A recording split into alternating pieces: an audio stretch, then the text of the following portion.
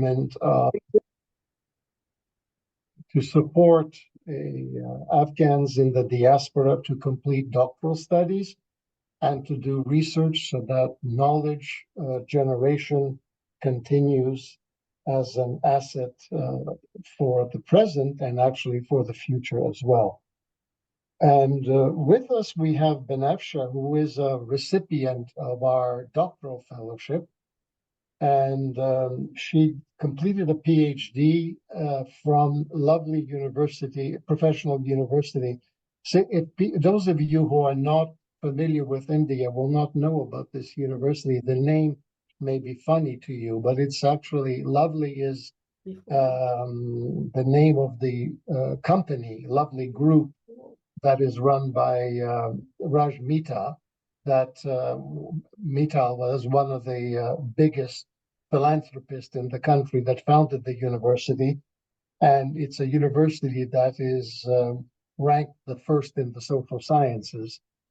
And Benafsha finished a PhD in political science there, and she's now gone on to become a candidate in a PhD candidate in the London School of Hygiene and Tropical Medicine, where she's working on human rights issues. Benafsha is a former commissioner of the Afghanistan Independent Human Rights Committee. She was an attorney in the Attorney General's office, but she was also somebody who was a strong advocate. She founded the Rayab organization for the rehabilitation services for the blind. She did a daily show to raise awareness about disability rights. And she was very active on disability rights and women's rights and was recognized for her leadership here. In 2021, BBC selected her amongst the 100 inspiring and influential people worldwide. And the latest award that she received was the State Department 2004 International Women of Courage Award, which is given to women from around the world who have demonstrated exceptional courage and strength and leadership, and often at great personal risk and sacrifice to bring change to their communities. So we welcome you, Benafsha, and look forward to hearing your discussion of people with disabilities, a topic that is all too infrequently forgotten. And I'm glad that we have an opportunity to bring it to the foreground. So I'll turn it over to you, Benafsha. Thank you very much, dear Professor Bodan, and good morning, good afternoon, good evening to all participants for joining us today from different parts of the world. And I hope you can enjoy from listening to me, and I'm grateful from all of you. So let me say my gratitude and my thank you to University of Central Asia, and specifically to Afghanistan Research Initiative, and to you, Professor Bodan, and all of your colleagues, because of making this opportunity for me to raise awareness regarding the situation of people with disability in Afghanistan and speaking regarding their human rights. And so I'm going to start my slides, and I'm grateful from Ms. Ilyuya, since she is helping me with turning the slides. And let me know, please, if you are seeing the slides now, because I'm not going to share my slides. She will share the slides. We can see the slides. Okay, great. Thank you very much. So here at the first slides, we have there's a title of the thing that we are speaking about. The topic is we are doing a kind of a comparative studies, a comparative. We are comparing the situation of people with disability before and after Taliban takeover. I mean, from before Taliban takeover is we are trying to speak regarding the situation of people with disability from 2001 and 2021, and after this we will go through the Taliban period and we'll compare these two periods together and the methodology. So let me go to next slide, please. The next slide is the kind of, it's a table of context. we have an introduction, which we will look to overall the situation of people with disability in Afghanistan. And then the other part is we are speaking regarding the people with disability and their situation in Afghanistan from 2001 and 2021. And then there we will look through some legal development, this administrative development, and we will look to some of the activities which NGOs and INGOs did before that. And then we will go to after Taliban takeover, and we will see how the situation has been changed and how people with disability are kind of affected from these political changes, how this political change affected people with disability and their life. So the methodology, the method which I choose for gathering the information was that for the before Taliban takeover, we had some reports, some articles, academic journals, and some other reports from the human rights bodies, which we used from there to gather our information. And from after Taliban takeover, I mean, after 15th of August 2021, unfortunately, the articles and academic journals and things that they speak regarding the situation of people with disability were less. So we had to go to some field reports, and we did 10 interviews with 10 people with disability in different parts of Afghanistan, and the information which we gathered, that's coming from the field evidence. Next slide, please. So here we are coming to we are looking overall situation of people with disability. Most of you friends may know, based on the WHO reports in last year, about 16% of all population in the world, they are suffering and they are living with some kind of disability. But while we are coming in Afghanistan have a kind of really highest rate of people with disability worldwide. Because decades of war and conflict, which unfortunately Afghan people are suffering of that, that caused lots of death, injured, casualties, and disability consequences inside the country. So based on the Asia Foundation reports, based on that reports, 13.9 people of whole population in Afghanistan, they are suffering from severe disability. So this is at that time, the whole population of Afghanistan was estimated 40 million people. And then if we count the 13.9% would be more than 5 millions of that they are suffering from kind of severe disability. I wanted to emphasize here for you to please somehow think about it, that how many people with disability we have. So the same report reveals that 17.3 people of children between 2 to 17 years old and 24.6% of adults have kind of have sort of disability in Afghanistan, unfortunately, that is with 40.4% moderate disability. And while we are seeing this, unfortunately, lots of people with disability are suffering. But the situation became more dire while we are coming to the female with disability. Women and girls with disability, unfortunately, they are facing discrimination because of their gender and because of their ability status while they are trying to enjoy or they are trying to practice their fundamental human rights. So we'll go through that. Next slide, please.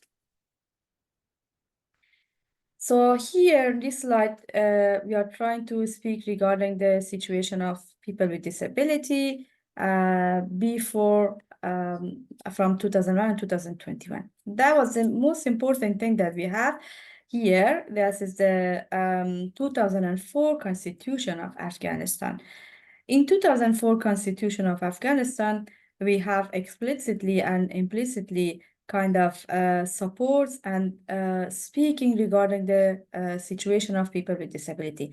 Article 53 of the Afghanistan Constitution would guarantee the rights of people with disabilities. And beside that, we had the Chapter 2 of our Constitution, which is not applicable these days, unfortunately. But at that time, the Chapter 2 was spoke regarding the all citizen rights, and then so people with disability were included in this. And then in all articles of that Constitution, while the Constitution speaking regarding the rights of citizens, so people with disability are included there. And when we have something else regarding that, regarding having a representative of people with disability in Senate, and then so that was kind of thing that we have regarding the in our Constitution. And after this, the national law on the for the rights and privileges of people with disability, in which was amended in 2010. That was a kind of achievement for people with disability. And I'm going to mention here that the people with disability themselves had a very important role for ratification of this rule and amendment of this rule. Although in this law, we had some problems, kind of discrimination, which was in some of the articles, and that was referred to for some people who were non-affected people with disability. They couldn't they couldn't receive the financial benefit from the previous government, unfortunately. So some advocate and some people who wanted to some activists in Afghanistan, they tried a lot and they advocated, and we were at the last step of amendment of that law before collapse. And after that, we had the ratification of UNCRPD, which is the Convention on the Rights of People with Disability. So Afghanistan, with this optional protocol, Afghanistan ratified that convention in 2012. And after this, we had ratification of Marrakesh Treaty, which guaranteed access to reading materials for all people who has print disability in general, or for people who has kind of visual impairment or sensory impairment in particular. That was some kind of legal development which we had before 2021. Next slide, please. Here we still are in this time in before 2021. So we have kind of administrative development. One thing that we had, it was creating a national authority and then a state ministry for the affairs of people with disability. So at that time, for this, for having this state, we put different steps and we had a long process. So before that, we were a kind of we were within Ministry of Labor and Social and Mortal and Disabled. And then after this, we at the end, we became an independent state ministry. That was a very good achievement. And that state ministry for the rights of people with disability, they try to work with different area of people with disability, and they monitor the other governmental administrative work and activities regarding people with disability. And after this, we had a special kind of specific unit for people with disability in Afghanistan Human Rights Commission, which had its own jobs and duty. And that commission, that unit worked specifically for the protection and promotion of the rights of people with disability and monitoring from the violation against people with disability at the Afghanistan Human Rights Commission. So they hear to the complaints which they receive from people with disability, and then they followed up and they registered the complaints and they followed up that. And then they published, Afghanistan Human Rights Commission published a handbook, which was for kind of dignity based terminology regarding people with disability. And then we had kind of bullpen, which was human rights in accessible human rights, which was in Braille.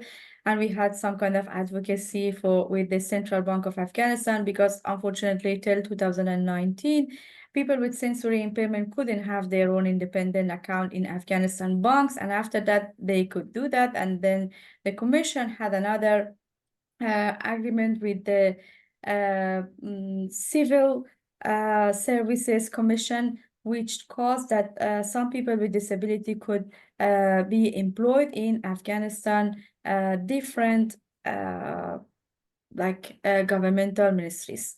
Next slide, please. So another thing that I'm going to speak with you a bit is regarding the NGOs and our NGOs. As you're aware, Afghanistan government work with the assistance of international society within that 20 years leading up to 2021. So beside that, the Afghanistan people who were in our NGOs, I mean, international organization and NGOs, national organization, but it was non-governmental, they worked together and they had a very important role, shoulder by shoulder with the government. They, tried to make some improvement in the life of people with disability, and they tried to facilitate some of their activities, and they tried to help Afghanistan government as well.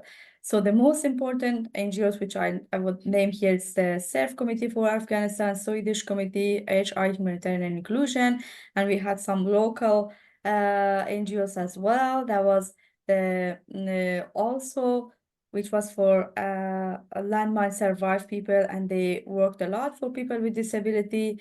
They made some wheelchair accessibility within mosques, parks, and hospitals, some places like that, and they advocated for the implementation of UNCRPD within Afghanistan. And beside that, we had the community center, which is CCD, and they work for different human rights of people with disability. They advocated, and their special work and their special and more major activity was for the electoral rights of people with disability within the country before 2021. And the other organization which I had an honor to being part of them, that was the organization of Rahab for people with disability, and we mostly work for rehabilitation, assistive education, and for inclusive education. Beside that, we had some computer training and things like that for people with disability.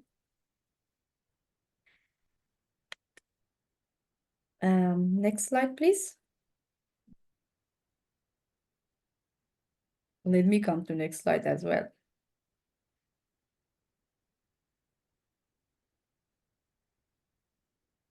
So you're at the post-Taliban period. Oh, that's post-Taliban, isn't it? Yeah. Okay. Yeah. Now we are coming to after August 2021, which is after Taliban takeover. So according to the human rights monitoring bodies reports, and like UNAMA, like the reports which is coming from the special representative for the human rights Afghanistan, from UN and other local and international organizations, which they are working, although with lots of restriction and limitation inside the country. Unfortunately, we had a kind of setback regarding the situation of human rights for all Afghanistan people. And when we are coming to the situation of people with disability, the situation became more worse, because unfortunately lots of organizations, even they forgot the people with disability and their and their rights. So the situation is kind of different. Now we are going to next slide, please.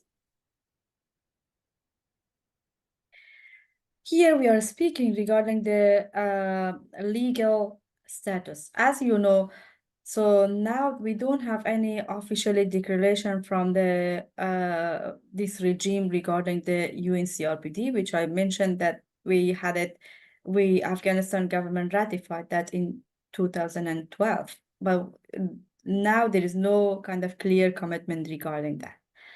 And as you know, there is no kind of law and clear regulation for the human rights of all Afghan people, including people with disabilities. So the law, which was for the rights and privilege of people with disability, that's falling down from implementation in that inside the country. And we don't have that law as well.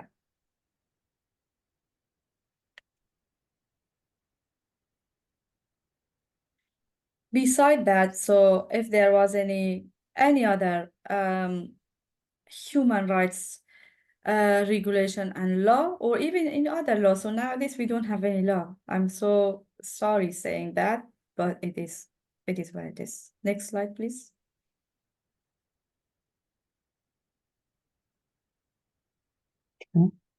So as I mentioned before, there was some local and international NGOs which they had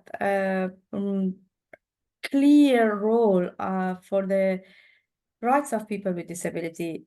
To be honest, friends, lots of things which happened, although we had lots of problems even in the before collapse, but the things that happened and we were at the track, that was these people with disability who tried to work for themselves and who tried to advocate and who had a very, very kind of important role on that. And most of them were employed within these NGOs and INGOs.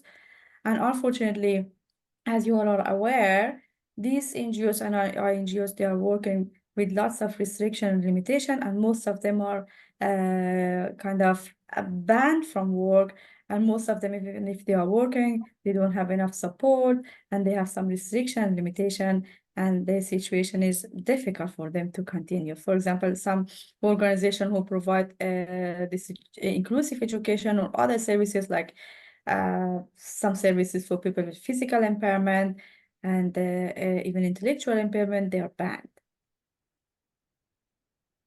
Next slide, please. So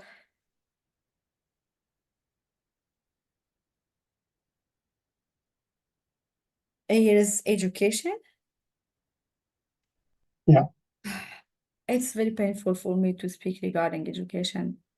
Yeah, as you are aware, education has been banned for all women and girls after grade 6 at this time. And while we are coming to people with disability, I'm going to mention now, even at that time that we are saying the situation was better than now,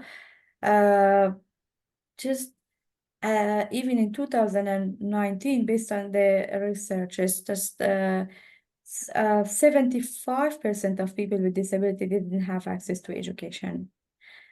And the very less amount of people with disability had access to education. But nowadays, the situation became worse because all girls and women are banned from the going to schools and unis, and they don't have access to education. But the other challenges for girls and women with disability when we are coming to online classes, unfortunately, most of these online classes they are not friendly enough for people with disability, and they're not inclusive, and people with disability facing with lots of barriers while they want to use from these platforms. Next slide, please. Is this health? Employment. Oh, yeah. That's another big challenge for all Afghanistan people while we are speaking regarding the employment, as reports saying us, and as every day we are hearing from the news and from UN and from different parts and different sites, different bodies, parties getting increasing inside the country. And unfortunately, lots of people, they lost their jobs after Taliban takeover, and most of people with disability, they lost their jobs after Taliban takeover. Some of them who worked in a bit senior, I'm not going to say all of them were very senior position, but they had at least better position in the governmental organization. Unfortunately, they kind of let off, or they brought down, or some of them even they had to leave their job, and so they have been replaced with other people. And unfortunately, if I want to speak regarding women and girls with disability and their access to their job, to work, unfortunately, their situation is more difficult as well, because at least some women and other girls who work within NGOs, and even the people who work within governmental organizations, at least they have a little bit access to the online jobs, or maybe they are doing some kind of small businesses, which is very difficult for people with disability. And unfortunately, the situation is not inclusive. And nowadays, I'm gonna say very less organization they are accepting people with disability. Unfortunately, even in UN bodies in Afghanistan, we have I'm gonna say very less people with disability inside the country. That's really painful again for me. Next slide, please. Healthcare. This slide is regarding the so you know the health situation. It's not easy, because we have the reports that the health situation in Afghanistan became every day critical. And as I researched, and as my interviewees told me, that has three main reasons. One is regarding the lots of professionals and doctors, they left the country after Taliban takeover. And after this, there is less supports for our doctors. And then, so the other side, lots of, so you imagine it's 3 years. And if we could go to university, at least maybe it was very soon that we have more doctors, more nurses, more professionals. Unfortunately, this is another problem. And when we are coming to people with disability, as you know, most of disability cause some illnesses and barriers as well for us. So because of that, people with disability need more access to healthcare, which is more difficult for them nowadays. And they are while they are trying to have access to their healthcare, they are unfortunately facing harassment, facing discrimination, even stigma, and different problem within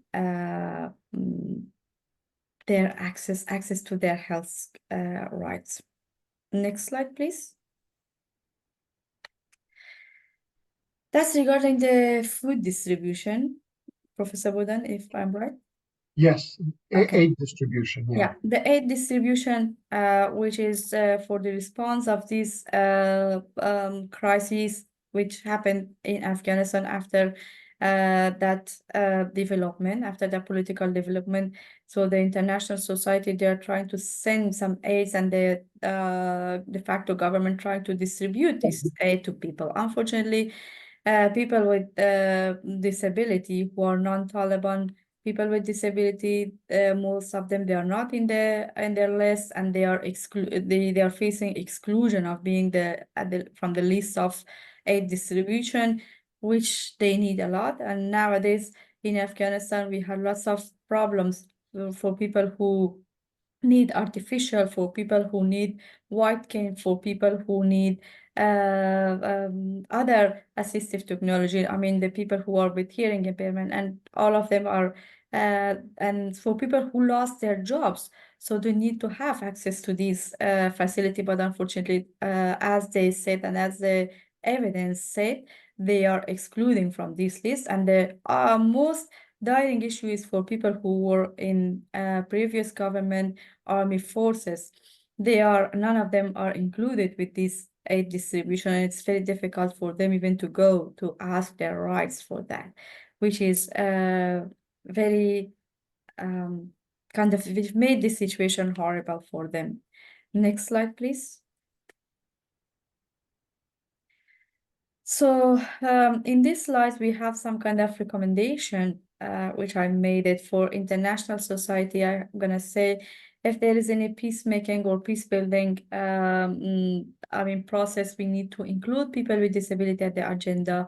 We need to have them, because as we are seeing and as the reports are telling us, there is lots of people with disability inside the country, and we may not able to ignore them. So we need to consider their situation and consider them, because we have a theme which is nothing without us. Even in Afghanistan, if we have any new government, new system, that it should be disability inclusive, and people with disability should be there.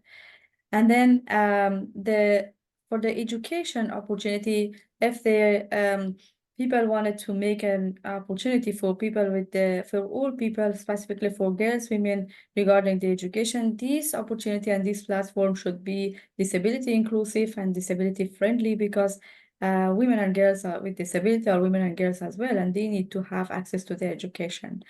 And beside that, within all process, even if it's aid distribution, it's healthcare, this is very important, because as I mentioned, people with disability are most of the time they should be prioritized for access to their healthcare. And for Afghanistan people, I have a kind of others recommendation that they please try to have a respectful behavior with people with disability and eliminate from any kind of stigmatization behavior against them. Next slide, please. We're at recommendations. Is there another one past that? Benafsha, you have completed your slide. The last one says thank you. Yeah, that's the last one says, because I wanted to come here. Then here again, I'm gonna say thank you from the Central Asia University and from the Afghanistan Research Initiative for making this platform, and I'm ready for any question, any comment, anything if you audience have, please. Thank you very much. Very good. Benafsha, thank you very much. You were very you did it in a good time period, so we can have time for discussion. I want to encourage people, if you have a question, you can do it in the chat, or you can raise your hand. I have a bunch of questions I'd like to ask you.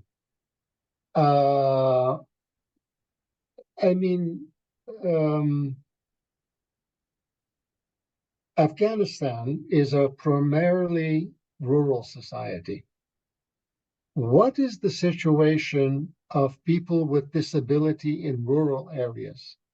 Is there a social stigmatization of people, or are people with disability in rural areas more sort of integrated into society than people with disability in urban areas? Thanks for this amazing question, Professor. Yeah, unfortunately, as you mentioned, Afghanistan is a kind of traditional and like the society that we may face sometimes stigma. People may face a stigma specifically while they're living in rural area, because the main reason is that because the people who are living there, they are not aware of the ability of people with disability. They think that if a person is with disability, they may not able to do lots of things. But as we try to work in this area, and other organization, even the other NGOs, we try to raise advocacy regarding the people with disability and raise awareness regarding that. But in rural areas, some people with disability, maybe if they are with the vision impairment, it depends. It's kind of intersectionality situation. It depends that which type of disability that people have and in which area of Afghanistan they're living. If the situation is different when we are coming to urban area, before 15th of August, the people were a bit integrated in urban area, but in rural areas still we had lots of problems and challenges, which is still continual. And then while we went to a rural area, because the streets was not accessible for people with disability, for example, there was not wheelchair accessibility for people with physical impairment, there was lots of difficult for people with hearing impairment, and specifically people with an intellectual impairment, they face lots of experienced lots of discrimination and stigma at that time as well. And unfortunately, this is continual, and this is one thing that we need to work very hard. So let me, since I don't see any other questions, let me ask you another question. In the absence of government services, dealing with disability is largely the responsibility of the family. So in a strategy of trying to ameliorate the condition or help the condition of people with disability, how much effort should be one put into educating the members of the family?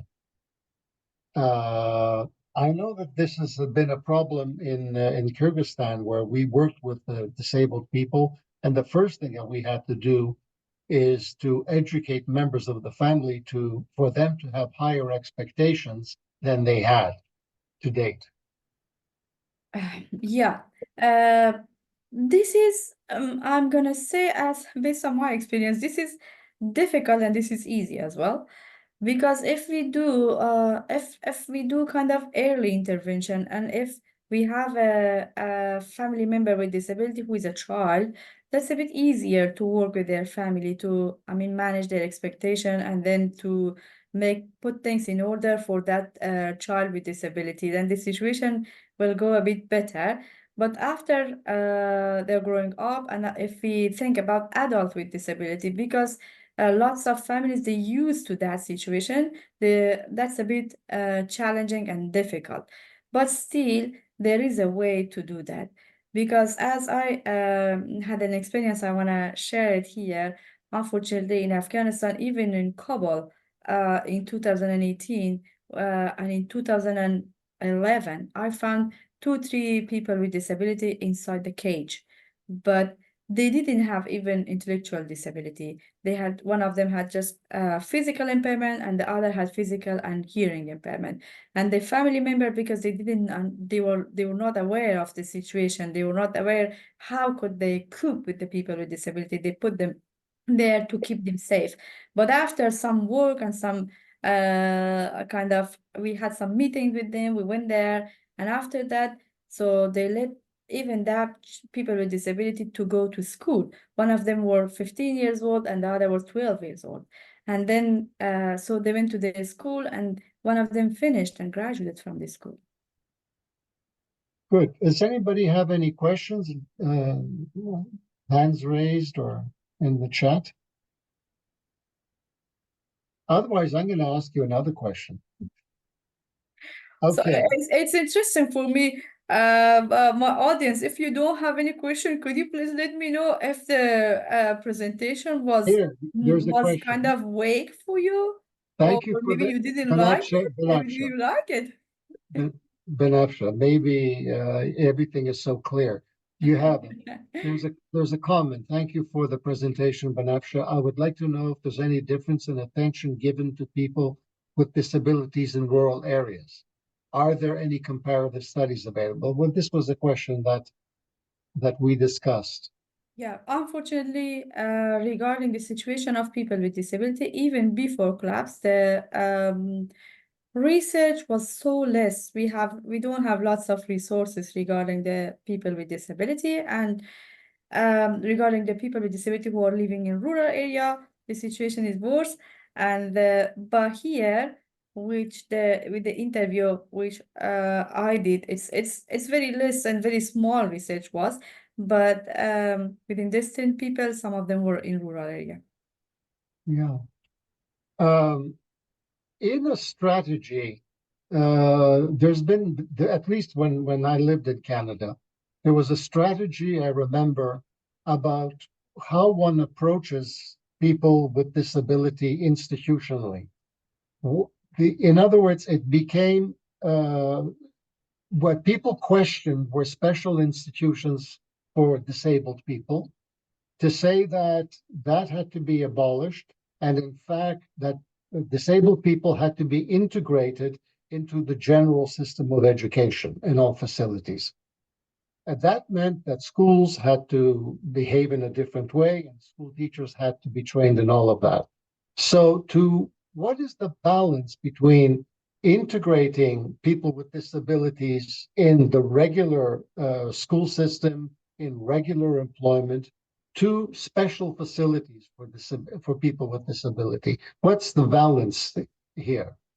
So, my opinion, I'm thinking that we all need to work for inclusive society, and we need to integrate people with disability within the society.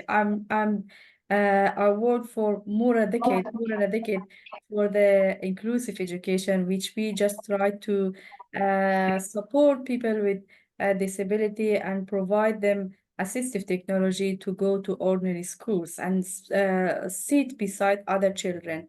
Because within this way, if we have, for example, if I come to inclusive education, if we put people who are with disability or without disability together, they will use together from their childhood, and even they know each other. They will, and the people with disability, she or he or they will be acquainted with the society, and then the behavior that they are doing will be more socialized, and they will get more socialized, and the other children, other people will know a person with disability. And I think it's very good if we don't institutionalize people with disability, and we shouldn't put them in one place together, because we need an inclusive society. Because after the education, even, for example, you made a school for person with disability, we make a kind of universities for people with disability. But what next?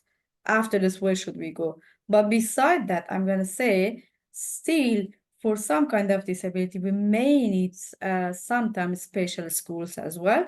Then it is discussable. We should discuss about the situation, we should discuss about the area, and we should discuss about different details regarding that.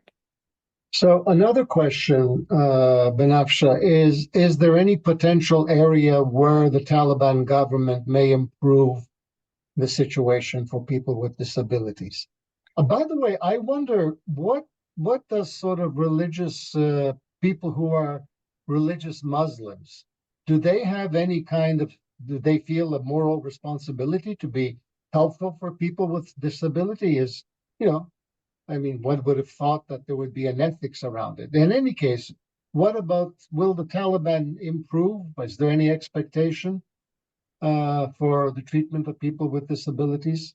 Yeah, uh, the problem is that, for example, some of the, I'm gonna say, some of the people with disability, there is discrimination while we are coming to aid distribution, for example, among Taliban and non-Taliban people with disability. But some non-Taliban people with disability who are just congenital people with disability, who are natural, not war affected, they can go to and then they can even they can receive some benefit from de facto government, which is not equal to Taliban people with disability, but they can receive these some of them, I mean, this benefit from the government. Okay, but and then regarding the people with vision impairment, because some religious Muslim people, they think that a person with vision impairment should go and learn Quran, memorize Quran, and then he or she should just recite the Quran, should be in the mosque, and so they will respect them from this way. But uh, the most important thing is that we, if we have any even kind of for example, if we distributing aid or if we doing something for people, that should be from the humanitarian way. It shouldn't come from sympathy way. The problem with people with disabilities that they lost their respect. The people that they are even trying to help them, they are saying that they are helping them just because they are disabled and they cannot do anything, which is really painful for a person with disability, because we don't need this kind of behavior. We need the humanitarian behavior. We are human beings. We need to have equal right. We need to have access to justice, like all Afghan people. Unfortunately, they don't have. So there's another question. I'm not quite sure I understand it. It's not quite clear. But is there any insight on Afghanistan's legal system and how it responds to people that are differently disabled? So, in other words, does it differentiate between people that have different types of disabilities? So unfortunately, as I have in the reports in this 10 interviews, some of the hearing impairment people who are suffering from hearing impairment, they totally are not including within de facto government system. They don't say they are with disability. I'm not sure why, but unfortunately, as we don't have any written law and regulars nowadays, because the law and regulars and the commitment in the convention and things like that, that's finished and gone after the collapse. Unfortunately, we don't have any clear idea regarding that, but the situation is kind of depends on the people who are who are there. It's not kind of formal policy, it's not kind of strategy, but I think it depends on the people who are there, how they are thinking, how they are seeing a person with disability, then they will make their own decision how they should behave with them. So that person also made a comment that we should be talking about differently abled people when we're talking about disabled. I'm not quite sure what that. Do you have any views on that terminology? I'm not familiar with that. We have, but the problem within Afghanistan is more dire, more difficult, because there is nothing for anyone. Yeah. There is no written and formal thing for anyone. So even with the women situation, with the women rights, with the Yeah. women, with human rights, it depends where are you, which people are you seeing, in which group we are, I mean, facing, then they will make their own decision, how should they behave, how should they cope with the different, I mean, things. It's not, for example, in one city, I may go to prison because I do some small thing, but in another city, I may not. Okay, Benafsha, I think we're going to wrap it up because the time is coming. Let me say something about UCA that is not generally known. And that is that when we were building the campus,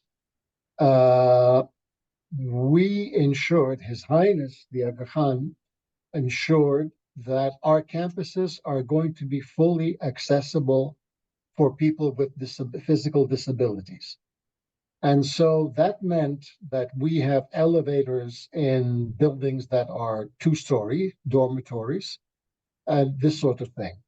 And I would encourage people who have disabilities, who may be to consider coming to UCA, because we are fully equipped. All of the facilities are equipped for people with disabilities. And it would be nice to see these facilities used. We have somebody made a question now. A comment. Thanks, Benafsha, for an interesting session. So, thank you very much. And I wish you all the best in your studies. You're now doing sociology, and you will undoubtedly continue your advocacy work.